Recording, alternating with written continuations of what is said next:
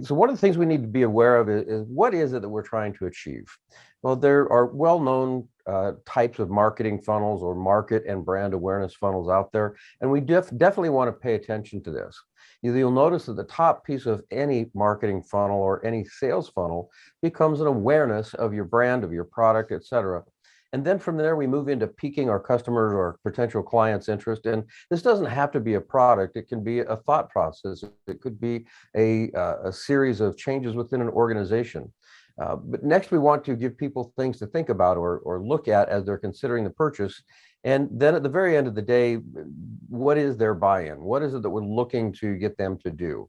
Do we want them to buy a product? Are we looking to inspire them to take on a new idea, change an organization? Are we looking to get them aware of a political message or some kind of a social message? What is it we're asking them to do? And we'll call that the purchase in this particular funnel.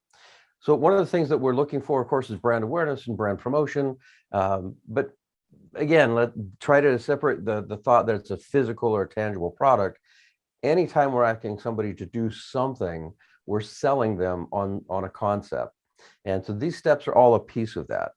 Well, as we get set up to do some of these videos, we want to look at the typical 7-step program. First of all, let's set our goals. Let's define what it is that we're looking to get out of this visual presentation online. What are the targets that we're looking to hit? What do we want people to think, to say, to feel when they're done watching our video or when they've completed their experience with our video? Next, we're going to choose what platforms on which you're going to deliver. Now, depending on the audience, that could be a really broad number of platforms, or it may be something narrow. One of the clients that I predominantly work with, for example, is involved in commercial precision equipment or precision equipment for commercial purposes, lasers and systems that are used to create 3D scans, et cetera.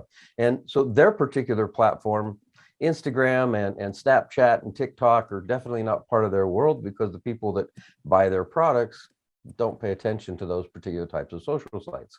On the other hand, if we've got a t-shirt brand, or maybe we're trying to sell a social message, we've seen a lot of messaging come out recently about whether you should get a vaccine, whether you shouldn't get a vaccine, what do you feel about the war in Ukraine, et cetera. There are a lot of political messages that are aimed specifically at young people, and they know that young people don't particularly pay attention to YouTube and probably not even Facebook, so they're going to go after the Snapchat, the Twitter, and the Insta market. So choosing your platform while you understand who is your viewer, your customer, if you will, is probably the second most important decision that you're going to make in this process. We're also going to decide on the type of video that we're dealing with. Is it a narrative video? Is it a text-driven visual piece? Is it something that is designed to only support the brand, or is it there to support a product that the brand is responsible for creating? So there's, again, a number of different ways that we can present these products. Next into that, we're going to start planning our production. What kinds of things do we need for our production library? Before you start any video project at all, I recommend that you take a couple of hours, an hour, whatever it's going to take for you to do, and build a library of product or content pieces that are going to go into that video, such as things like having logos in both horizontal and vertical styles, depending on the kind of video you're working with. We want to be sure that we've got whatever kind of music we're going to choose. Make sure that we have all of our fonts in one folder, all of these different assets or your library pieces in one location, so that we can rapidly access them and have them be a piece of this project without having to hunt and peck. And that might sound like it's something trivial, but the number of projects I've seen over the years waylaid because somebody believed they had a particular piece of content, they couldn't find it, and it ended up delaying the project, and in some cases causing a rethink of the entire project because they could not locate the assets that they needed to finish this out. Then understand what your post is going to be. Are you going to shoot for the edit, or are you going to try to colorize everything properly and frame everything properly in camera? So these are all parts of that thought process. Generally, for example, when we're shooting something that is destined to multiple platforms, we shoot fairly wide so that we can tighten in as we start going through the post process. Now, generally, we shoot in either 6K or 8K. And so that gives us lots and lots of data that we can recompose in post later on, because most of our social media platforms are going to be at 1080 and some other resolution, depending on how we're working with it. But HD is the most common way of delivering these pieces to the internet, especially if we're looking at the Instagram, Snapchat, TikTok market. Next up, you're going to want to know what your schedule and your promotion is. Just simply putting a video out there is basically what we call fodder or field of dreams resale. You put it out there and hope that people find it. Well, that generally doesn't work. So we're going to look at some other campaign components that can be managed through emails or through other social media content, or identifying influencers that can point to the content that we've created. So this is all a piece of that last piece, or that last component. And then understanding and, very importantly, analyzing our metrics. And we're going to spend a little bit of time on that this morning as well. So by starting out with some goals, I recommend that you start with only a few goals so that you don't find yourself overwhelmed. It's really easy to get going with the kitchen sink and have a huge menu of things you want to do. I more ascribe to the In-N-Out Burger philosophy. Let's just come up with 2 or 3 goals that we're going to focus on for this video piece. And as we get better at it, as our library expands, as our knowledge base expands, and I don't mean our knowledge base of production, but I mean our knowledge base of what our viewers are looking for, then we can start to add more goals, and we can optimize and more fine tune what it is that we're chasing. So one of the things that we might want to create again is brand awareness, changes in a product, something that's happening in an organization, or just general information. What is it that you want to promote? What is it that you want to say? What is it that you want to build out? Are we creating a scenario where we're pushing an emotion or feeling about a brand?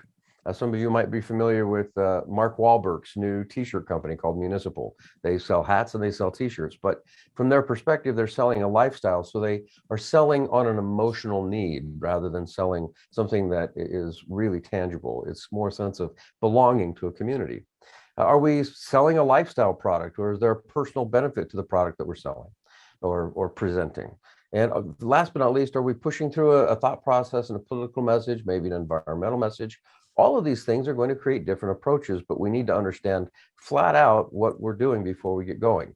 If you're working with a client, these are very, very important questions, because they will determine the feel and the overall look of your video.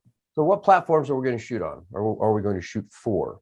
Well, statistically, we know that Instagram and Facebook are the 2 biggest places that we can look at for general access. Snapchat is really popular if we're dealing with a younger group, particularly a female group. Snapchat has a very high under age 25 demographic.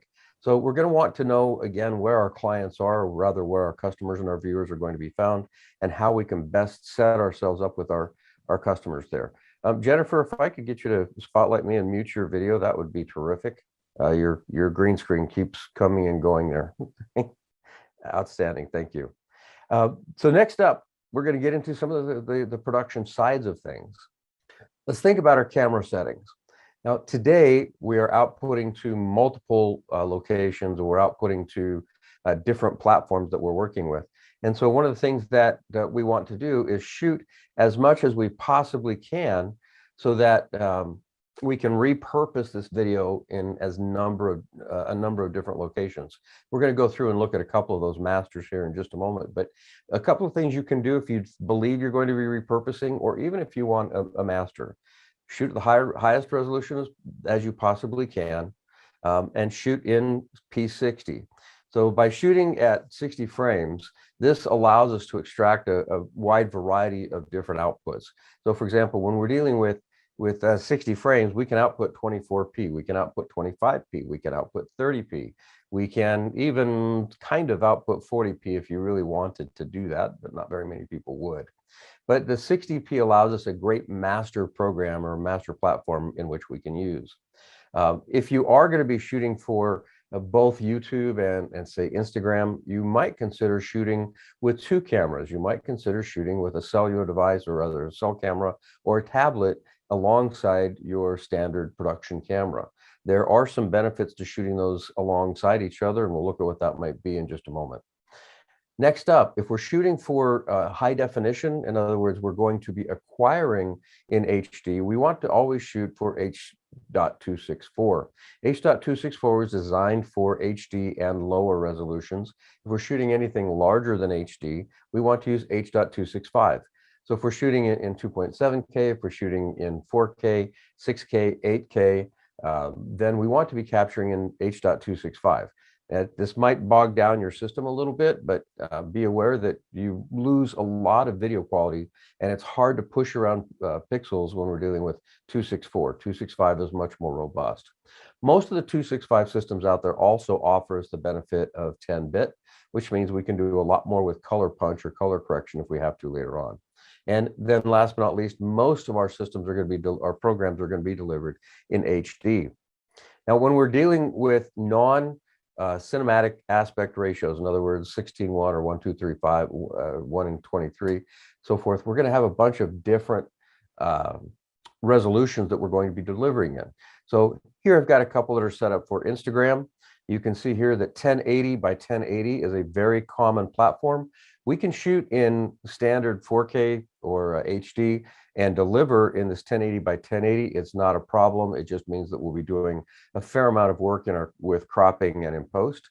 And if speed is your need and you really need to get your product delivered quickly, I recommend that you consider shooting alongside your broadcast camera that you shoot with a tablet or a cellular device.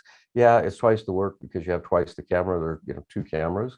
On the other hand, it makes it a lot easier to edit and deliver in post when we're building for one larger project and one smaller project. So again, there's a variety of different approaches to how you're going to want to work with this, but there's certainly nothing wrong with getting a tripod and cell or tablet holding system and using that as a secondary camera system. So even if we are going to shoot full 1920 by 1080, it's going to be a vertical capture. This is the hardest of the formats to export, or I should say, take out of standard 16 by 9 or other cinematic aspect ratio that you might be using, because we are cutting such a narrow slice of the screen, and you kind of get an idea how each one of these pieces cuts out. So if we're looking for that large format, we're showing great detail, etc., then we really do want to shoot with a second device. So here's a couple of examples. This is an archery, a branded archery video, and this is delivered in 3 different formats. This was acquired entirely with a Sony Z1 camcorder and then cropped out for delivery over the Instagram platform.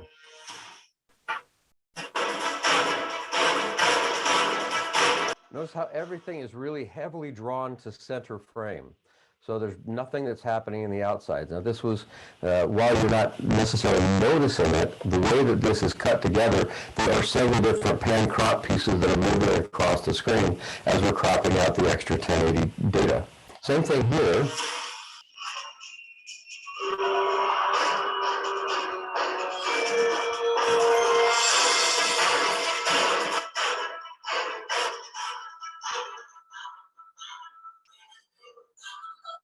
And then next, let's look at it full screen. There's not a whole lot that's lost in the translation between all 3 different versions. Yes, they're of course heavily cropped, but this is part of the nature of what we're doing. So why would we deliver 1080 by 1080 versus 1080 by 1350? Well, it might be that you want to have other market information underneath that 1080 by 1080 piece. If we go 1080 by 1350, we're limited in how much data we can have seen or how much text we can have seen underneath that video. So what is important to you? Is the visual message coupled with text important to you? The video message the most important and just some minor descriptive of it, something that's really important? Or is it all about the video itself? So this is going to determine whether we're dealing with 1080 by 1080, 1080 by 1350, or 1080 by 1920. So if we're very visually driven, or if we put a great deal of text into our video that is a descriptive, and we'll look at a couple of those pieces here in a moment, maybe it's not driven by audio and it's not driven by voice, but rather we're trying to drive the message home with text. Now, if you're working in organizations or working in channels where, for example, spoken word might not be heard so well, maybe you're working with a construction company and they're working in a busy office, you want people to watch the video, but using audio is probably not the best way to convey the message, because most of the time these people working in environments where it's either too noisy or perhaps they're not really allowed to have audio playing alongside video. So we can make the video be text driven. Well, again, we're going to talk about that in a moment, but this is part of that planning process to think about what's happening there. Okay, next up, I'm going to get into some more on the personal branding side of things. This particular video that I'm about to show you is a young man who is an aspiring actor, or he's a person who's an aspiring actor, and he's looking for a means of sharing with the world that his various faces and different kinds of acting talents. So what he did was he created a personal brand piece that allowed him to work with different things, or work with some different faces in a mirror. This is a one-man show. I helped him cut this and did the color work for it. This is a young man named Ray Schloegel who lives down in Austin, Texas. Like I say, Ray, he wanted to point out to people that he's an actor, and the easiest way he thought was to go through a social media campaign.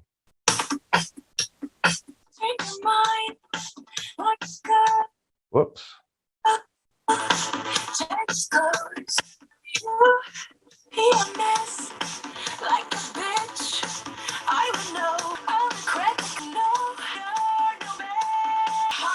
I'm not going to make you watch through this entire piece. I want to point out to you what he's using is he's using humor to be able to capture attention, and then presenting himself in a variety of different faces and different looks. And it must have worked, because he was able to find himself a few sort of budget film gigs, but he was able to give himself some film gigs based on the different faces and so forth that he was able to present through social media channels. So this is a way where we're not saying any text, we're not dealing with anything here. And I just got to notice that we've got some problems with the audio, so I'm going to change my microphone to a different system. Let's see if that'll make anything better. All right. That's sounding better there? Thank you very much. I've noticed sometimes using the digital converter versus an older style USB mic, the digital converter gets overwhelmed. I apologize for that. So audio is good. Can I get a couple thumbs up if everything's good? I see one thumb up, or can I get two more? And I'll know we have a democracy. Great. Thank you very much. I realize it's probably a little boomier this way, but we'll work with it. So, all right, great. Moving on. So this personal branding piece was very effective for him, because he was able to share some of his humor faces and some of his sad faces and happy faces. He promoted his brand, his personal product brand, very, very well. Now, in his particular case, when he delivered this over Instagram and Snapchat, he just simply had all of his contact information seen below it. So it was delivered in a 1080 format. It was a lot of work, because we acquired this in 16:9, and recalling this, I believe there were around 170 crop edit points. So it took a fair amount of time to get that piece together. So there's some other things that I want to show you. These are some ineffective examples of video and pieces that just kind of make you scratch your head and go, why did they do that? So let's look at this first piece here. One of the things that you'll notice is there's no planning in it. There's no goal setting. They did not identify their audience. Let's have a look at this piece. And no, there's no audio that accompanies this piece. So, what's wrong with this? What are the challenges that we're dealing with here? Well, who's sending the message? What is it they're trying to tell us about? Obviously, something that grows. Who's the audience? Where are we trying to target this? And what should the viewer know and learn about the product? What are the benefits? And that's a big word. We're going to talk more about benefits in just a second. So what are we supposed to do? We just watched this video. What is it we're supposed to do with it? This is not one of my pieces. This was actually a piece that I found on the web. And I reached out, this is about 8 months ago or so, I reached out to the people that produced it and said, what's this for? They said, well, we're selling blueberries. They're selling the berries that are there. Well, that's great, but nothing there gave me that idea. So here's another example of a challenge video. So this one is branded, at least. We have that. Let's see if you can figure out the rest of it.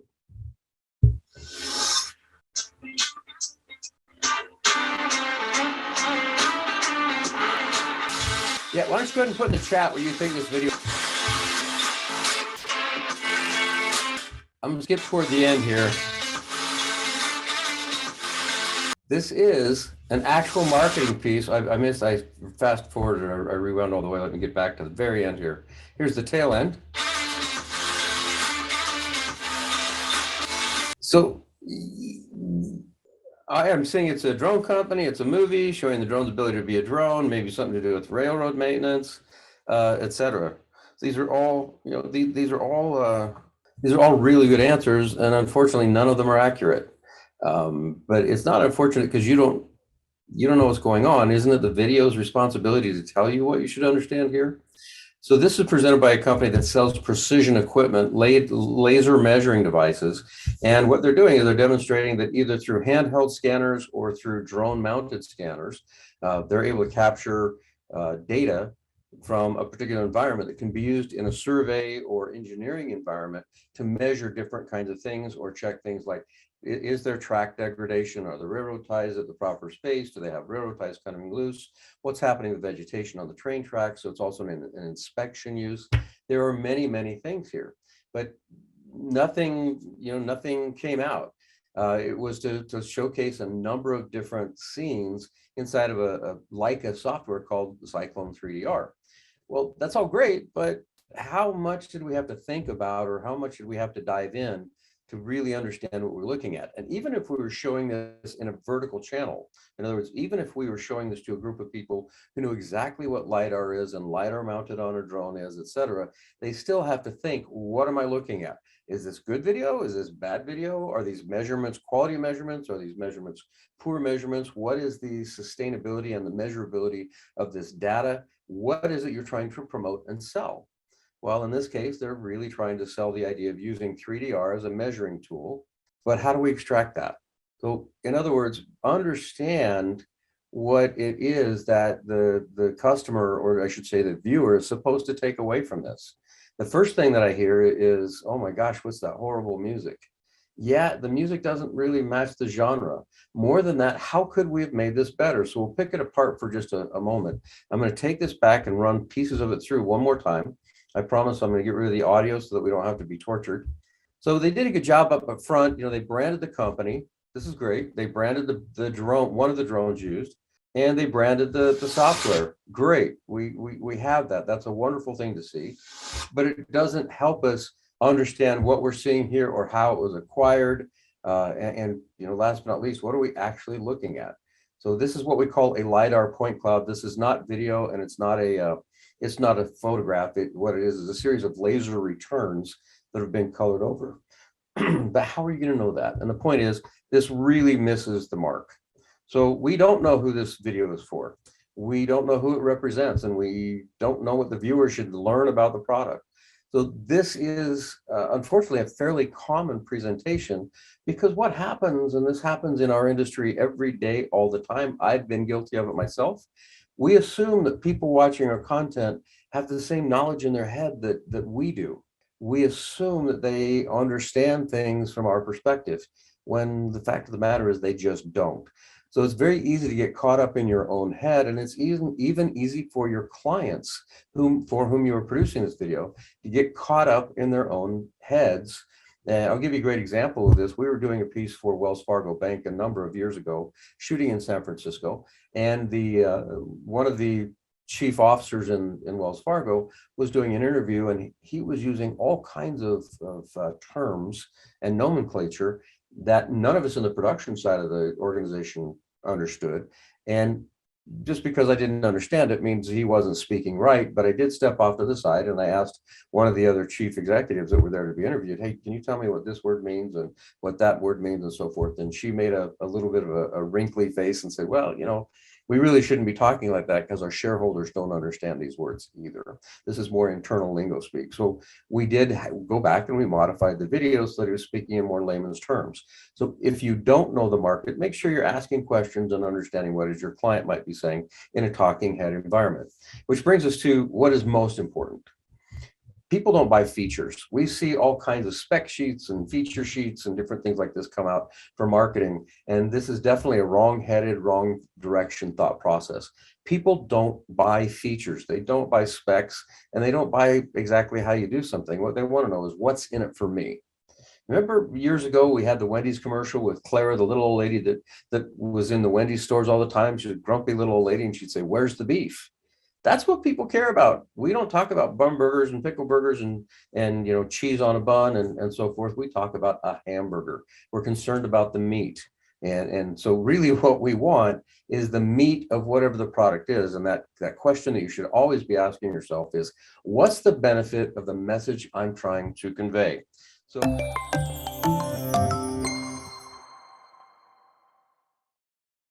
So we want to absolutely convey the benefit of something. I'll give you an example. A lot of you watching this webinar right now, you've probably got a lawnmower at home. And if you're like most people, you probably don't really enjoy doing the lawn, especially on those hot July and August days. So why in the world did you buy a lawnmower? Well, I would suggest to you that you didn't buy a lawnmower. Instead, what you really bought was a nicely cut front lawn. You bought a better relationship with your neighbors. Perhaps you bought a better relationship with your partner. Perhaps you bought the pride of having a handsome, attractive looking grass lawn out in front of your home. But I'll bet you didn't buy a lawnmower. When you buy skis, same thing. You don't really buy two sticks that you stick your feet on. You buy the thrill of going down the mountain, or maybe you buy the experience of the after ski party. I think some of you know I'm into skydiving. Well, I don't buy parachutes. I buy the ability to jump out of an airplane more than once and have a good time doing it. So this is the thought process: is how are we inspiring these buying motives or these buying thoughts in our customer? And one of the things that we're looking for is, how is that message carrying forward, and what is it that we're inspiring people to do and inspiring people to think? So it's pretty important that we keep this in mind, which brings us to the next piece. There are essentially what we call 5 buying motives, or 5 motivations that humans have, just 5. And some of you may have already dismissed that thought. No, there's a lot more than that. No, there's really only 5. So generally, we are looking at things like ego, greed, fear, love of family, comfort, or survival. Some people see ego as a bad word. I don't. I'm presenting to you right now because, first of all, I have some information I think you might want to hear. Why do I do that? Because it makes me feel good to share my information with you. It bolsters my ego. Why are you watching this webinar? Or why are you sitting in this room watching what I have to say right now? Well, either A, you're looking for a way to make more money in your business, or B, you're looking for something that's going to make you more prideful, or maybe C, it's both. So there's that ego and the greed component. And greed, again, not a negative word. We all make a paycheck, or we want to make a paycheck. We all want to live from day to day. So it's about gathering assets, gathering wealth through the products that we create. So these are 2 of our biggest buying motives is ego and greed. But fear, sometimes it's just fear of missing out, what many call FOMO. Well, maybe it is that your competition is better than you are at something. So you're going to choose a product, choose a message, choose a thought process that is either physically superior, financially superior, emotionally superior, or socially superior. We're looking for all these things, but it can also tie back into ego or greed. So in other words, this is not a one and done. There are several different motivations, but we do need to understand from our client for whom we're producing the video, what emotion are they looking to tag? Are they looking to get yourself into a situation where they're going to have, I don't know, a food supply? Are you trying to sell them survival equipment? Are you trying to sell them a better camera? Are you trying to sell them a better thought process and a better way of life? One of the things that I really love today is there's a great number of video channels out there. And let me turn off my my picture. There you go. One of the things that we're looking for there is how to convey a message, whether that message is to inspire somebody to keep watching, inspire somebody to buy, et cetera, et cetera. This is what we're looking for. What's the motivation there? So comfort or survival is a big one. Love of family is huge. And we see this in a variety of different commercials right now. We're seeing there's medications for psoriasis that you're seeing play on the news channels every 5 minutes. Well, they don't present them as, hey, we're going to help you stop itching. They are selling these medical products around the concept of you'll enjoy more family time. So they're hitting very hard on that love of family. That's one of the most powerful dominant buying motives, by the way. The next things to talk about, and this is kind of ironic because at the very beginning of this webinar, I guess we were having some audio challenges. People are auditory animals. So it's really important that we have great audio. Now, right now you're hearing me through, and I'll switch back here. You're hearing me through, at this moment, an Audio-Technica AT2020. This is a tube-based mic, and it's really good for podcasts and general recording. When I get it down on the table where it normally sits, the room is a little bit boomy. That's something that I struggle with being satisfied with. So I tend to wear a lavalier mic, and I've got a lav mic right here. So let me switch over real quick, and hopefully you'll hear a much better audio signal for a moment here. So now I've switched over to the lav. Are you able to hear the difference between the lav and the boomier room mic? I'd love to see that in the chat if you could give me that in there. You're good. Thank you, Cameron. Yeah, I'm sure the lav is probably a little bit hot, and it's certainly going to be hotter than the room is because the lavalier microphone is just sitting underneath my shirt right here. But although it's hot, it should overall be a better sound. So one of the things that's really important is, again, we think about that audio, and I'm going to go back to the Audio-Technica because I think that for some reason the switcher we've got here is pumping that lav through a little bit too hot. So it's important that we think about audio. Audio is king. So let me give you an example. This is a company that sent this video to us saying, hey, can you fix the audio in this video? And the answer was, unfortunately, we can't. I'm going to skip about halfway through the middle here. We want to build like an open source, low cost, high performance tool. And so the laser store is basically one of those tools, and we believe really strongly in the idea that you make your tools so that you can build them, sustain them yourself, rather than having to kind of save. Notice that the room is very boomy. These mystical machines that nobody can really fix, and if they break, you basically either have to buy a new one in this kind of consumeristic economic model. And we're really interested in this new sustainable model of maker. This is a class of robotic machines that tremendously enable makers. Yeah.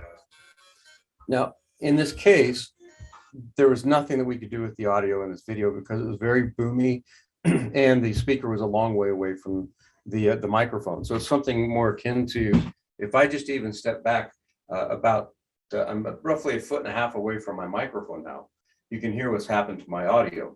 And if I move just a little bit farther away, now I'm about 3 feet away from my microphone. You can very rapidly hear that fall off, and you hear more of the room than you hear of me. So it's important to get the microphone close in. It's important to have a quality microphone setup. I'm a big fan of the Audio-Technica System 10, for those of you who are going to ask me about audio. One of the things that we used to hear, and we still kind of hear in the production industry, is, well, hey, we'll fix it in the edit room, we'll fix it in the mix. You cannot pull great audio out of poor audio. At best, you can make poor audio tolerable. That's as far as you're going to get.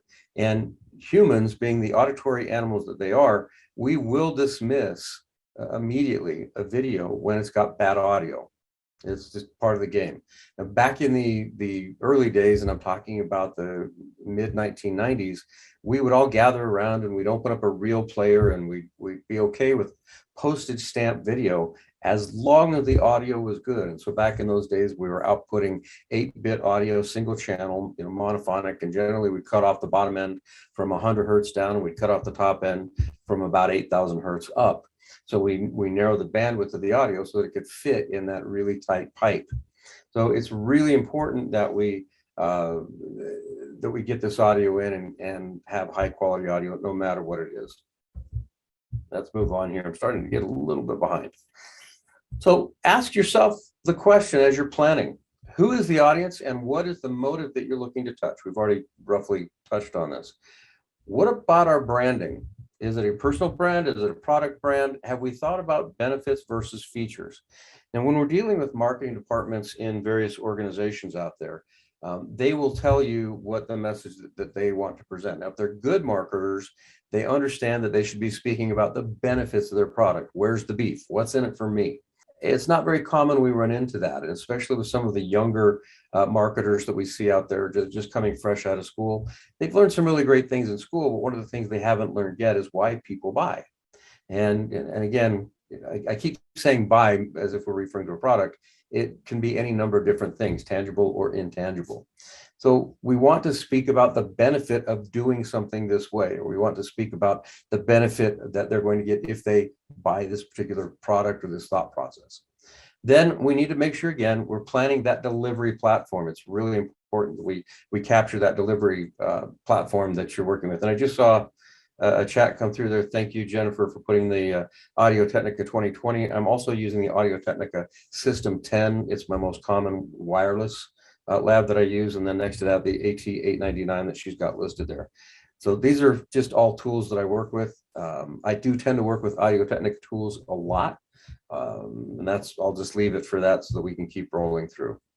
So after we've been working through our planning system, and we've got a good notebook or a good series of notes to work with, then we're going to produce our video. Now, one of the things that we can do to help build our video is if we've already got video products that are out there, let's get in and let's look at our analytics. Analytics are windows to successes and failures, and they will help us understand where we're weak, where we've not done so well. So in this particular piece that you're seeing down here, we have a video that goes for 3 minutes and 28 seconds, but at roughly the 55-second point, we're losing the majority of our audience. So we're only seeing about 26% of the people view through. We're not seeing long views in these video pieces here. Well, we can't live with that. So what we want to do is we want to watch the video along with our analytics and determine where it is that we've been weak. So here's an example. This is a really bad example. This was a promotion that we helped Sony put together. This has probably been 3 years ago now. And one of the challenges that we had was we found that right about this point, after people had watched roughly 1 minute of video comparing a Sony camera to a GoPro camera, they were dropping off because the rest of the video was fairly redundant, to be honest with you. Sony did want to have several different examples of slow motion out of these two cameras shooting at 240 frames a second. Well, the audience clearly didn't care what Sony wanted people to see. And so had a really good engagement. You can see here where they hung in for a while, but viewership really dropped off quickly right here. And by about this 56-second point or so, we'd lost most of our audience. So that's an example of poor engagement. And we can learn a lot from that. Well, now let's look at another piece here. So here we've got tremendous engagement and people are watching all the way through, and we really don't start to see a median drop off until we're fair ways down the line. So it's really important, again, that we keep people watching. You can see here we've got a fairly high retention rate. These are what the curves are going to look like when you're looking at analytics. So if we see a flat line like you see at the top there, then viewers are sticking with us. They're watching all the way through. That's really engaging content. Then we'll have if we have a gradual decline, that means that people are losing attention over time. That's pretty much normal.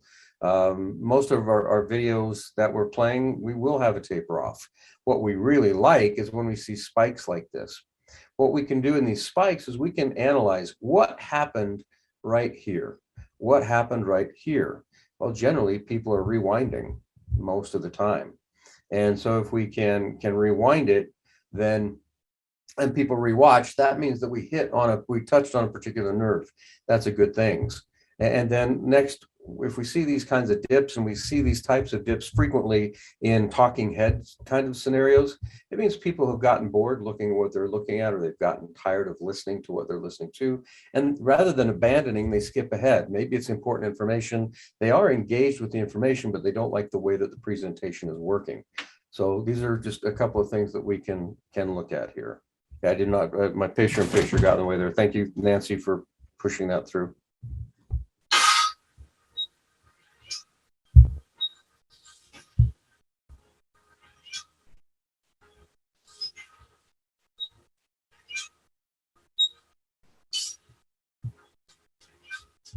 I'm going to pause right here. You'll notice in this piece, the author has brought forth really bright colors, done some things to capture your attention right up in the front. Now, before I play the rest of this video, I want to share a couple of things with you. When we're watching video, when humans watch video, we tend to remember the first thing that we learned, and we tend to remember the last thing that we learned, or the first thing we saw, the last thing we saw. And then a good video producer is going to spike the curve by doing something different, by creating little moments in the video that capture attention.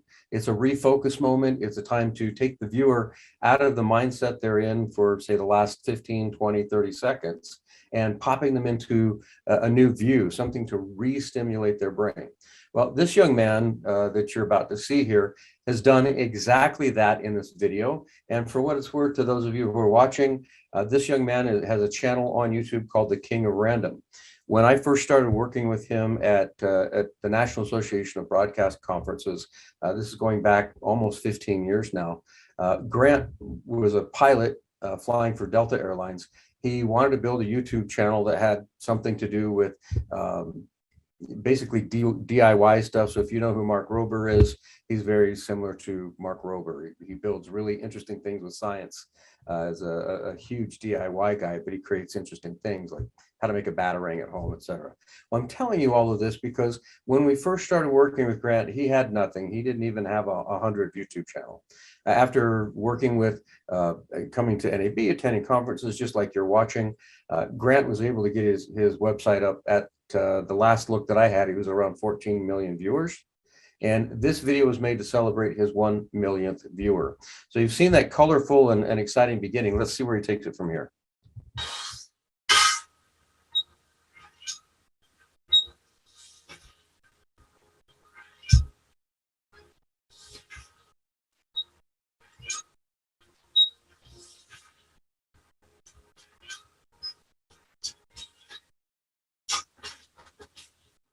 Notice how he's going from bright color to very dull color.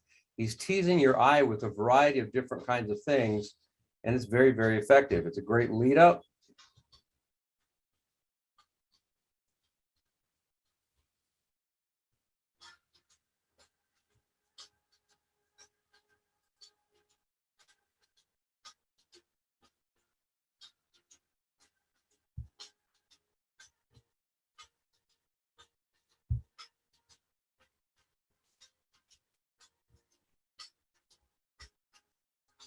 I'll skip forward a little bit here for you.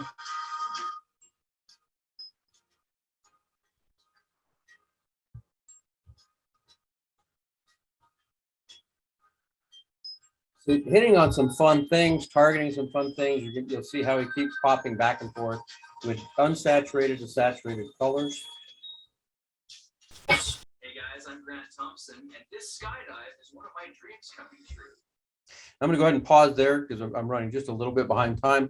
But I want to point out to you that he built a huge YouTube channel. Now, unfortunately, Grant was killed about a year and a half ago in a paragliding accident in southern Utah. But his family is keeping the channel going. If you have opportunity, check it out because they have taken the very same editing principles that he learned sitting through FMC courses. He's one of you, essentially, and developed an incredible program. The last thing I'll share with you is 3 years into his YouTube channel, shortly after he made this 1 millionth subscriber, he quit his job as an airline pilot working for Delta and became a full-time YouTube content presenter and influencer.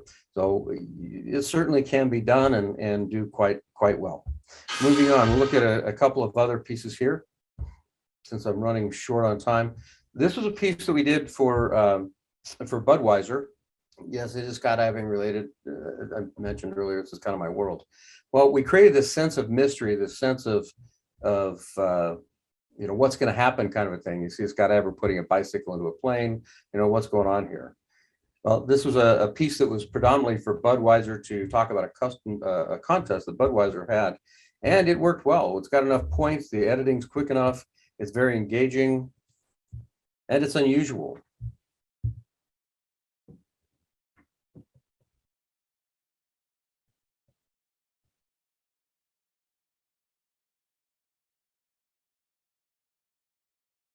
I did cut the audio out. So what we've done here is just created this look, this style. This is just a real quick 60-second video that was put together here. So the rider's on the bike. He's got things that are coming out of the bag there. Has the audience wondering what came out of the bag.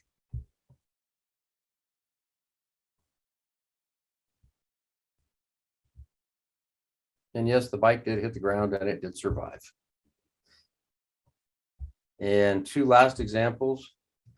So that particular video, one of the things that was terrific with it is we had great audience retention all the way through for its 1 minute 9-second feature.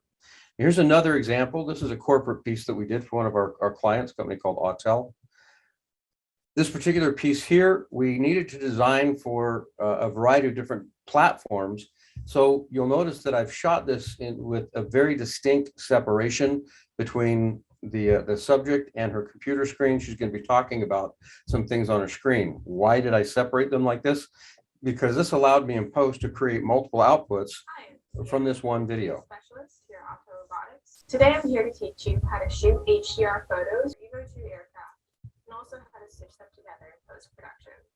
I'd like to begin with a little bit about HDR for those who might not be. Now, I'm not going to push you through and have you watch the whole thing here, but I will explain a couple of things. So first of all, you can see here how I'm going to be able to cut this screen together or cut into two separate screens here. And that was my goal, was to have something I could easily edit and post. And then we're able to go back to in a 1080. This did go to Insta. So this gave me the ability to cut all of these different pieces together and get them all to work into Insta. And by the way, one of the questions that I'm often asked is what kind of lighting did I use on this piece? Just because it is something simple, and I think people often know I carry small pieces. This is just a really small colored light that you can pick up, an LED light you can pick up at Adorama or B&H. They're really handy to use, and I use these for quite a few different kinds of things. About $80, they're controllable by Bluetooth, and that's what's giving you the color background that you see right here.